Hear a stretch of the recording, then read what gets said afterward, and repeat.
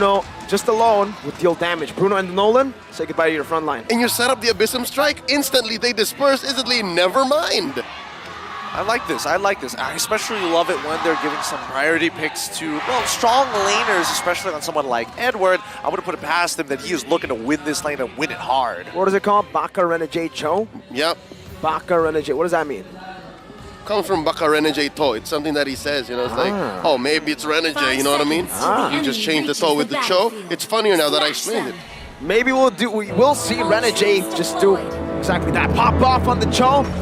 Ladies and gentlemen, game number 2. Blacklist has a chance to come back to equalize 1-1 to get us to game number 3. But for Fire Flux, they're looking for a clean sweep.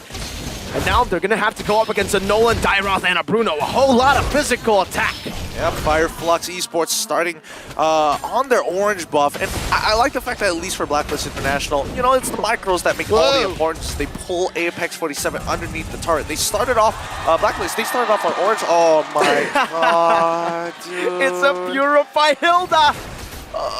He's gonna jump on you. Gideon's not happy, but he's gonna jump on you. Look, double boots too. Look. Shark will be happy. Shark will be happy, and there is logic behind this one. It's not as crazy as the Petrify version of it, but at the very least, you know that Apex 47 is not going to be handing out freebies, charity kills over at the Blacklist International.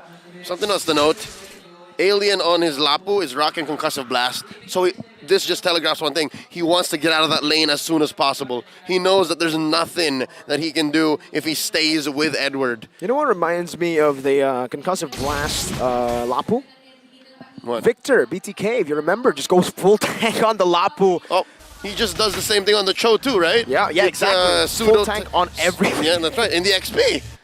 So that may be what Fire Flux are trying to do here. That's the main frontliner because they don't have the Hilda. Well, the Hilda technically acts more of like a distractor, more than a full frontliner. A spoiler. A spoiler. A disruptor, some may even call it, right? Right. With 7 seconds left on the clock, let's see whether the turtle is going to... Oh, interesting. So they're going to proxy this way pretty fast here to hit level 4 early on for both Rosa as well as Alien, right? And now, with that sword a priority and giving Apex 47 the mid-wave as well, they should be hitting all their timings. And Sui, patiently waiting. He sees Rosa, goes for it, attacks, gets back out, but now the Bravest Fire coming in from Alien. Slows Sensui down. He dashes out of there just in time. This is going to be a no contest for the side Blacklist International. Fire Flux Esports secured the turtle. Wow. This is the same tempo as game number 1. They forced a fracture early from Sensui, so they quell all potential for turns. Speaking of turns, Edward ending up giving first blood over to the Thorn Queen himself. Wow. So much CC. Yeah, I really didn't think about it that way. And now Apex 47 wanting a little bit more. The Purify. Oh my goodness. One more auto attack could have done it. He tried to actually take the way of the dragon and Purify in time to close the distance rather than Purify straight away and try to run at him. Fire Flux are a problem. They're a big one now to Blacklist. Game number 1 was not a fluke. I repeat, game number 1 was not a fluke. Oh boy. They're picking back up. This is the same momentum. Yeah. And more importantly, so this is Fire Flux Esports, right?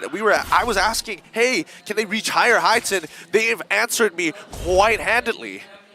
This is incredible, man. For Fire Flux to be able to perform like this on home soil of Blacklist International in front of a full crowd, they're brutal. All right, a minute until the next turtle, so that should be enough time to breathe here. A minute for Blacks International actually to figure out, okay, are we really waiting for Oheb to be ready to fight? Are we waiting for that perfect wombo combo of the Shred plus the Worldy? Because I don't think Fire Flux is going to allow that. They're going to start pulling the trigger on the Bravest Fighter first, like what they did there earlier. And now, what they're going to do is going to try to put Apex on either Sensui or Renegade. That's all they want to do. They want to make sure that all of these engages aren't as free. Sensui, he uses the ult to get on out of there, forcing out retributions from both sides. So much kill pressure here as Fire Flux bullies him out of his own jungle. Mid prior being maintained by Blacklist International, but Apex 47 is not going to make Sensui's life easy. The fact that TNZ actually held down on that Requiem, he held it down with killing intent, man. He wanted to get it as long as possible so that he could actually buy time for Apex to walk there.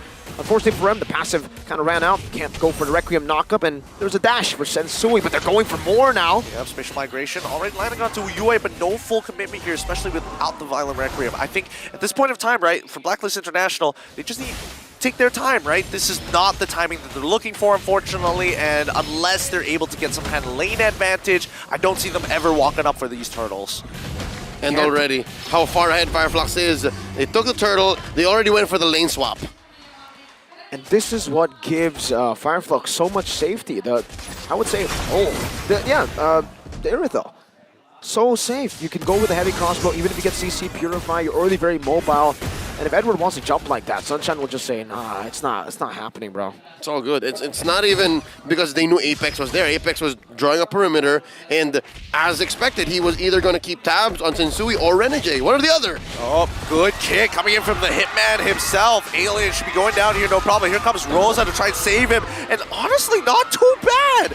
Really well played. And Tianzi, look at the reply. And here we go. The NetherRealm has been called out. It's breaking both. Renegade has to flicker on out of there to save his life. Rosa has something to say about this. Oheb and Yue, they back up. They got to give respect. This tier 1 might be under threat now. Not just that, but the levels of Sensui is under threat. Look at Apex. All this time while we were seeing a clash, Apex has just been bullying Sensui in the mid lane, stopping him from farming, and now delaying an orange buff. Though it only is for a bit, this will stack up. The small victory. Oh man, that was a bit too close. It was close. Keep in mind that at least for Edward's side, he wants to be able to make sure that Sensui gets this purple buff, right? That's why he's sacrificing a little bit of the minions. Oh, Tianzi almost landing. And nicely played by Renegade. Anti-CC. A lot of people forget about the Requiem's anti-CC, and Renegade wasn't really going to be able to find that pick. Look at how Fire Flux are just utilizing the pressure they have.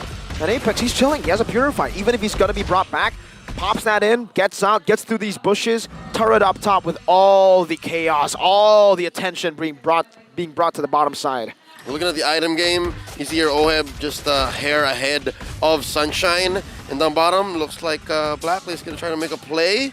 They know where Apex is, but again, it's never worth it if it's Apex, especially since he's playing so low to the ground, just all physical defense. Let's not forget about that Purify here, is that tier 1 is broken. No matter how much CC, no matter how much you invest time into Apex, if he just slips away because you can't lock him down, it does get a bit frustrating. Fire Flux are doing it so well. They know, right? I mean, most people know Sensui is a red tree god, but if it's never a contest, if it's never truly a 50-50, it's 100-0 every single time. They know how to minimize the risk. There is no risk right now of taking any neutral objective. And it's the same situation for Sensui, right? If you're waiting for that mid-game power spike for this Assassin, you miss out on number 1, the early snowball, because you're not getting any turtles. Number 2 is, it'll come to a point that Fire Flux are so ahead, they'll start taking Sensui's purple, and it's going to hurt more. It's going to be worse. I think that's why they're trying to make sure that the structures, especially the mid-tier 1, stays alive, and maybe even bot-tier 1. But we look at the top side, Alien jumping on top of Oheb, flickering for the Raging Slash. Oh, not enough time. As the NetherRealm comes out just in, and TNT wants Oheb. He knows that he's low. Use the Violent Requiem, still unable to take him out. We see Oheb finding the initial kill, getting a double at the same time. Good flicker, Sunshine on the bottom side. Good movement so far, making sure that Sensui doesn't get a freebie. The first win in a while for Blacklist, and the crowd goes wild. There's the one Achilles heel that this lineup from Fire Flux has. 8 minutes in, the mid-game power spike for Blacklist has come in. And between Genzi, Apex, and Rosa, even Alien, count Alien in, the damage isn't as reliable. Yeah. They can't confirm kills as well, even if they can get in your face almost incessantly with impunity. There's just not enough finishing power. Boy, I mean, with as much damage they have on the board, Blacklist International pull the lead, the gold lead back in towards their favor, and you can hear the crowd, right? Every move Blacklist is making, they are here to put on a show. Renegade, he's showman now. He is showman. Agent Zero is back on track with the Filipino sniper on the Bruno as well. 2 kills in his hands, 1,000 gold lead between the 2 gold laners, and this should put him in a spot that is going to be very comfortable to carry the game in these team fights. Now all they need to kind of play around is, have safety, position in the back. Can he space properly, and can the team provide the right cover? Because damage-wise, I don't doubt them. They have a Tyroth, a Nolan, and a Bruno. Yep, and I wish I could say the same about Fire Flux, but yeah, already, not just if it's the 4 odd man kill squad. Even if Sunshine were there, I couldn't say it's as reliable as Sensui, Yue, and Oheb's damage source. Blacks International has that in spades compared to Fire Flux. So yeah, if both teams say make it to the ultra late game, I still give the advantage to Blacklist. Well, let's see whether they're even going to make it to that side, especially since Fire Flux looking to reply. They want to make a statement here against BLACKLIST International. This Lord Dance is going to start up as Renegade poking and prodding from different angles, giving some space, but Apex 47 quickly replying by taking the space back and revealing it. Sensui, he just can't get a break here as Apex 47 continuing to be an absolute nuisance. Renegade, oh boy. Good flicker coming in from Rosa. A taunt back just to keep him in his place. This is going to be a no contest. Oh my god, Edward was so close. And now the spatial migration into the Violent Requiem. NetherRealm coming out in time. Morality to shred them down. And Alien, he's hitting multiple targets, forcing OHEB to actually flip around. Apex is going to run him down with everything that he's got. He's going to be able to secure the kill as Alien takes out Edward. Oh my goodness. Rosa still the finisher at the end. 3 battle spells, 4 ultimates compared to 2 deaths, 5 ults, and 5 battle spells. You see there the BLACKLIST International veterans, OHEB and Edward, M3 world champions, try to split up the battle. And that's what you do, especially when Fire Flux are trying to run you down. But eventually, Fire Flux made the right call. Fire Flux still said, all right, let's send the 2 damage sources here and there.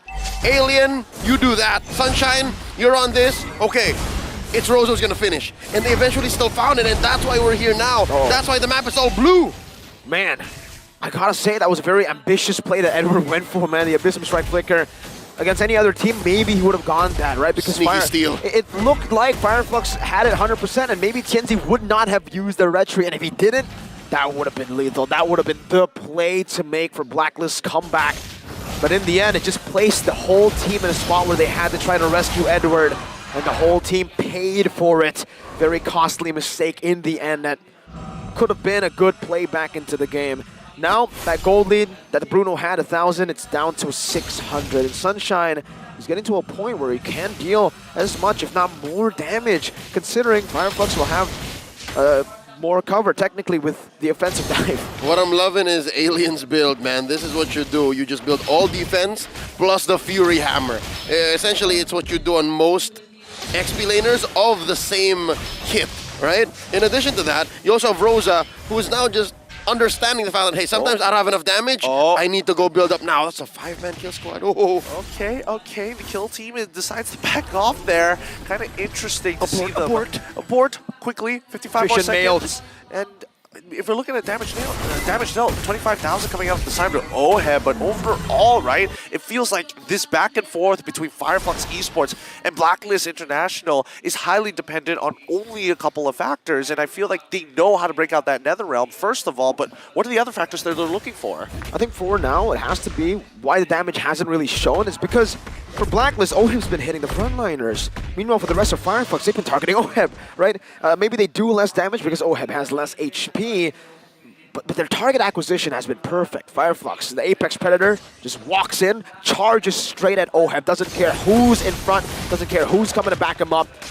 The Purify helps him do that for sure. I mean, look at this position, right? The borders are being drawn from both sides.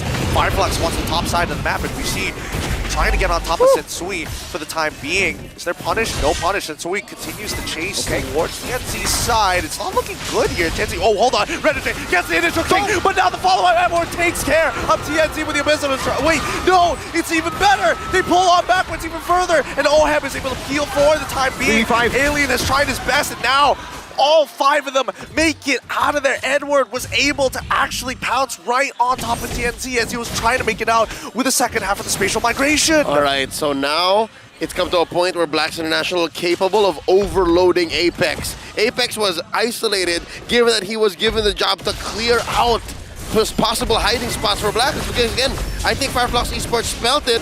Yo, BLACKLIST is looking for a kill squad. Now, Apex. He's in the middle of it now. Apex takes out OHEB and glides on double as well! Alien and Sunshine! Sensui! They are just chucking them out, and Sensui's the next to fall! They sniffed them out! They ripped them from the roots, and Renegade's on the run!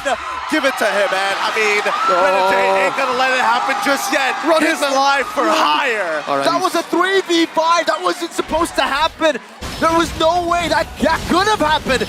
Blacklist lost the 3v5, and then later on, Rosa came in as the janitor, cleaning it up, finding a kill onto Sensui. What? I'll take that trade any day, twice, with my eyes closed. Apex 47 for Oheb and Sensui on the clapback. Oheb for Apex, I would have done that, no question, but the fact that it converted into a Lord, it turned into a disaster for Blacklist. Fire Flux Esports, what are you on? That was beautiful. That symphony of skills instantly, and Apex's calculation. He knows, I'm going to sacrifice my life. You can't lock me down. You can't burst me down fast enough. He's not appreciated enough. Apex 47, amazing. It's calculated aggression. He sacrificed himself for the right cause, and now they're going in. They're going to penetrate at least one inhibitor. Violence plus science. It's crazy, right? And now, the inhibitor mid already destroyed. Top side gets cleared by Blacklist International as the second wave now approaches. And this is where it gets dangerous. Blacklist, they don't want to lose like this. Not like this, not just yet, especially with the 6K gold lead against Fire Flux Esports. They have time to buy. Second wave gonna crash. Bot side gonna get cleared first. Gonna get contested though. Oh, Renegade makes the play. Kicks Alien back into the team. NetherRealm is going to look to save with the help of Rosa. The rest of the team is gonna pop their own NetherRealm themselves. They're trying to hold on for as long as possible. But Yue, he's focused on the wave. He's focused on getting all of them. Shadow Stampede doesn't get the initial pull. They're back. And now with the Purify, thank God, he's still alive and holds on. The high ground defense is looking good, but Fire Flux Rosa tries to get the Terrify, not on enough people. Edward himself jumps into the middle of the fight. Offers straight clip, but Apex 27 tanks it up just in time. Since he tries, he goes on to Renegade. Random Nature buying just enough time. Bang. The stun is good, and now this is where they call it off. They have to. No, Edward. He gives on over the kill to Oheb.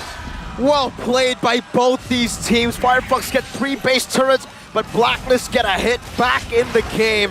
Plays after plays from Renegade, from Yue, barely staying alive, literally just barely threading the needle, the line, and now they're looking to mount up a comeback.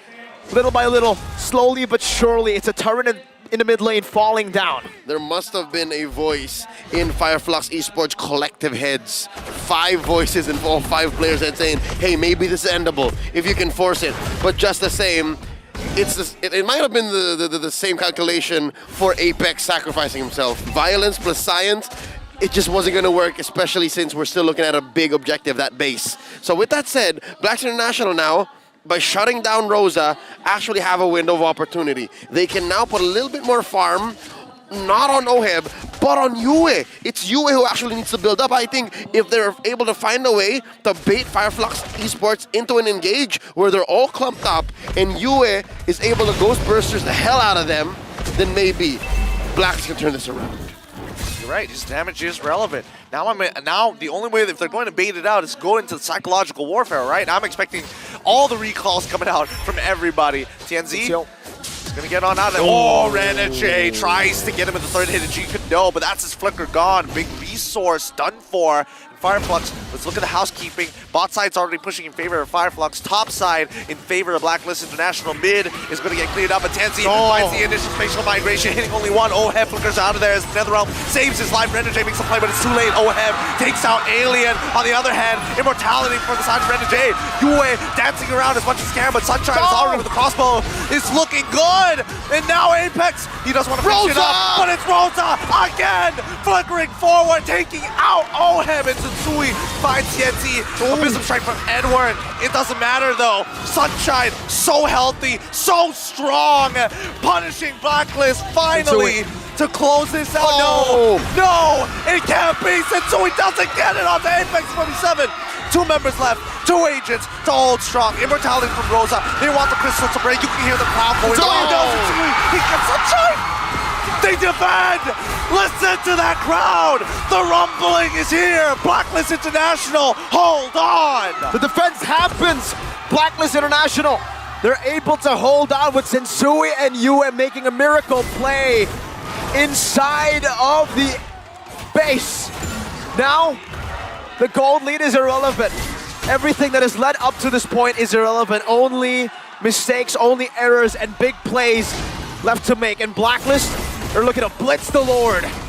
In an uncanny and uncommon sight of communications breakdown. Fire Flux Esports, it looked like they were all on different pages. Kenzie looking for the steal. He wants to go for the steal. He's going to use the violent red grip. He's getting lost, so he gets it! And he gets the walk away! Edward secures the kill onto TNC. No immortality, even with no inhibitors. The timing perfectly done. You give a chance for Sensui to finally contest, and he wins it. He should win it. This is not how Fire Flux Esports has been playing for a majority of Game 1, nor so far the run of Game 2. For some reason, they're all starting to think on their own. They're all very individually centric. And now Blacks International showing them how a team plays. They're on the board. Blacks International owning it. They're on the map, not just on the board. 1v1 up top. Oh no. Oh, they're basing. They're gone. They're moving away. They're just dancing around. Apex 47 should be able to hold on for as long as possible, but Sensui continuing to decide, do I go back? Do I not go back? Is he still chasing me? Is he not? And both sides decide to recall. The Blacklist have cracked open the tier 1, getting a really good slow push on both top and bot side, just to set up for Sensui to rejoin the groups. I think the term is called sandbagging. They're sandbagging that wave, and the rest of Blacklist will crash in with it. No Sensui though, he's in the mid lane. Renajay, he's looking for it. I see that flicker. It's up and available. He wants it, but he wants it bad. Who's the target? Spatial migration coming out, but no violent red committed. NetherRealm already coming out from the side of Yue. This is not too bad. Fire Flux Esports, they lose 2 inhibitors, but I think Blacklist and International understand that our biggest, most important ultimate is out. We back away. That's a respectable but non-lethal amount of damage that Blacklist has done to Fire Flux Esports. Could have been so much worse. Could have been an end, actually. It's a shot to the gut.